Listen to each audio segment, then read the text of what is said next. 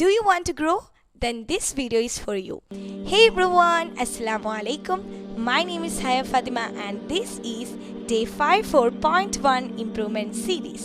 നമ്മളുടെ ലൈഫിൽ നമ്മൾക്ക് ഒരുപാട് ഓപ്പർച്യൂണിറ്റീസ് കിട്ടുന്ന സമയത്ത് നമ്മൾ അതൊക്കെ യൂസ് ചെയ്യുമ്പോൾ മെജോറിറ്റി ആളുകളും നമ്മളെ അപ്രിഷിയേഷനാണ് ചെയ്യുക. അത് നമ്മൾക്ക് കേൾക്കാനും ഭയങ്കര സുഖമായിരിക്കും. എന്നാൽ അപൂർവമായിട്ടുള്ള ചില ആളുകളാണ് നമുക്ക് ഫീഡ്ബാക്ക് തരുള്ളൂ. അത് കേൾക്കാൻ വലിയ സുഖമൊന്നും ഉണ്ടാവില്ല.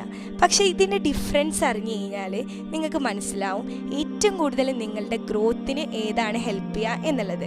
അപ്രിഷിയേഷൻ എന്ന് പറഞ്ഞു കഴിഞ്ഞാൽ നിങ്ങൾ ചെയ്തതിലുള്ള നല്ല നല്ല കാര്യങ്ങളിൽ അപ്രിഷിയേറ്റ് ചെയ്യുന്നതാണ്.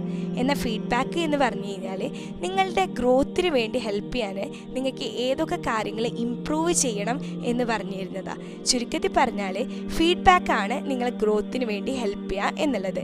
എനിക്ക് 2-3 ഫ്രണ്ട്സ് ഉണ്ട്. അവരെന്നെ എപ്പോഴും അപ്രീഷിയേറ്റ് ചെയ്യുന്നതിന് പകരം എനിക്ക് ഫീഡ്ബാക്കാണ് തരാറ്.